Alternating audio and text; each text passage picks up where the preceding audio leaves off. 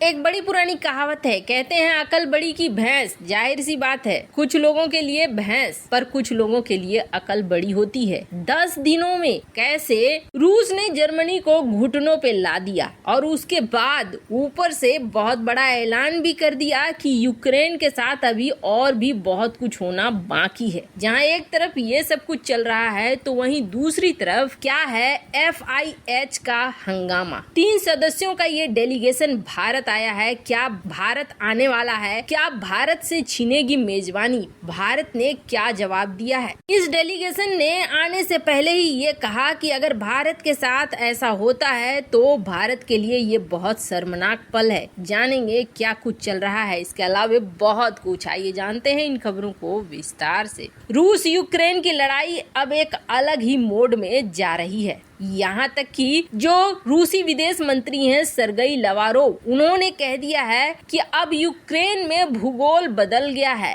Ukraine की geography अब बहुत कुछ बदल गई है। उन्होंने ये बात भी साफ कर दी कि ये युद्ध अब जल्दी खत्म होने वाला नहीं है, क्योंकि सिर्फ डोनेस्क और लुहांस्क ये सिर्फ नहीं बल्कि अब खेरसोन, जापोरिजिया और कई अन्य क्षेत्र की बात भी हो रही है। वैसे आपको बता दें, पहले रूस ने सिर्फ डोनबास और लुहांस्क की बात कही थी, लेकिन अब ऐसा लग रहा है जैसे ये युद्ध निरंतर अभी जारी रहेगा। उन्होंने साफ तौर पर कहा कि पश्चिमी देशों ने यूक्रेन को हथियार दिए और ये आगे भी देते रहेंगे। अब जब तक ये देते रहेंगे तब तक हमें सैन्य कार्रवाई करना पड़ेगा। उन्होंने कहा कि रूस उन हथियारों की उपस्थिति बर्दाश्त नहीं कर सकता है जो उसके लिए खतरा पैदा करे, इसलिए ये युद्ध हमें लड़ना पड़ेगा और काफी लंबे समय से लड़ना पड़ेगा। अब ये सब बात कब हो रही है? जब रूस और यूक्रेन के बीच बातचीत हुई है तुर्की में, उसके बाद भी। खैर, जहां एक तरफ ये सब कुछ हो रहा है तो वहीं 10 दिन में यूरोप को ऐसा लगता है जैसे कि बिल्कुल पुतिन ने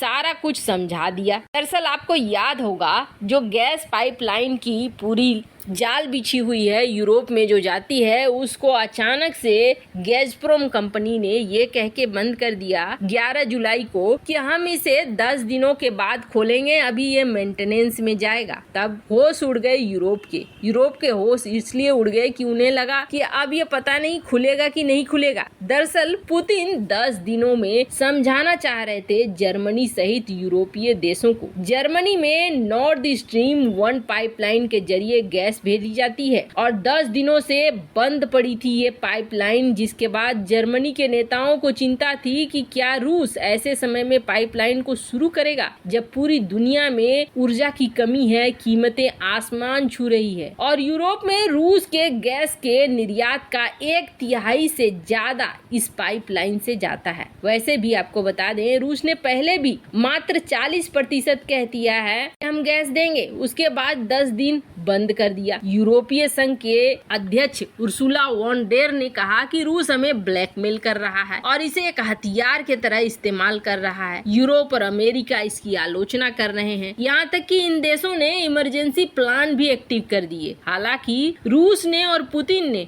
सिर्फ एक टेलर दिखाया था कि देखो अभी ठंड आना बाकी है, अगर आपने हमें प्रतिबंधों में छूट नहीं दी तो हम फिर किसी बड़े एक्शन को ले लेंगे, इसकी भी गारंटी है। हालांकि इसका असर देखने को मिल रहा है। कहा जा रहा है कि यूरोपीय देशों में रूस के ऊपर से प्रतिबंध हटाने को लेकर बात चल रही है। हालांकि अब ये जब तक सामने आएगा तभी देखने को मिलेगा, पर सबसे ज्यादा टेंशन इसमें जर्मनी को हो रही है, क्योंकि जर्मनी के उद्योग लगभग तबाही के दौर पर पहुंच गए हैं। जब से इस युद्ध में अपरोक्ष तरीके से ही सही जर्मनी ने मदद करना शुरू किया है, तब से उसकी टेंशन और ज्यादा बढ़ती जा रही है। चीन ने यूरोप को ट्रेलर दिखा दिया है इन 10 दिनों के अंदर। तो वहीं दूसरी तरफ सर्गेई लावरोव के बयान को भी देख सकते हैं, जिसमें उन्होंने ये साफ कर दिया है कि अभी जंग काफी लंबे समय तक चलेगा। खैर, लंबे समय तक अगर जंग चलेगा तो समस्याएं अभी लंबी चलेंगी, महंगाई का दौर भी काफी लंबा होगा और लोगों को इसके लिए तैयार रहना पड़ेगा। खैर, जहाँ एक तरफ ये सब कुछ हो रहा है तो वहीं भारत में भी एक हंगामा हो रहा है। भारत में ये हंगामा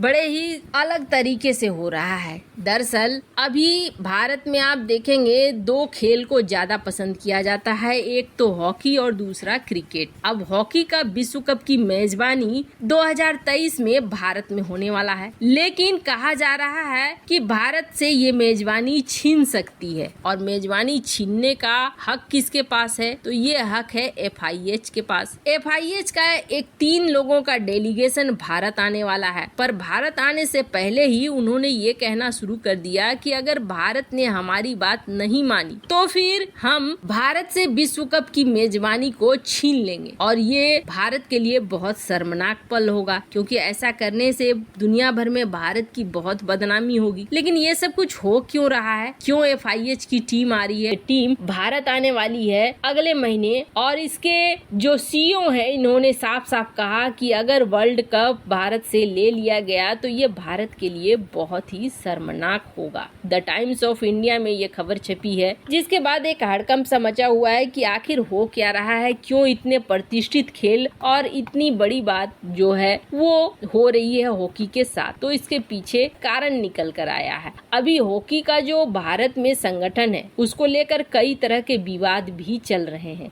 जैसे कि है कि CBI हॉकी इंडिया के कोष से 35 लाख रुपए दुरुपयोग किए गए और भारतीय ओलंपिक संघ आयोग के अध्यक्ष नरेंद्र बत्रा के खिलाफ जांच शुरू की गई है। कहा जा रहा है कि इन्होंने 35 लाख रुपए अपने निजी फायदे के लिए इस्तेमाल किया है। अब यहाँ पर हाल ही में बत्रा और हॉकी इंडिया के बीच मतभेद सामने आए हैं, जब कहा गया कि कई लोग हैं इस पूरे संगठन में जहां आपस में ही हितों का टकराव हो रहा है, और इस हितों के टकराव की वजह से यहाँ कुछ पंगे चल रहे हैं जो अभी तक निकल कर सामने आने बाकी हैं, क्योंकि CBI के रडार पर आयोग के अध्यक्ष नरेंद्र बत्रा है। अब ये जो अंतर्राष्ट्रीय संस्था है FIH ने अपने कुछ संविधान में संशोधन किया है, और संविधान में संशोधन करके ये कहा कि दुनिया भर की जितनी भी हॉकी की टीमें हैं वो अपने में ये संशोधन को लागू करें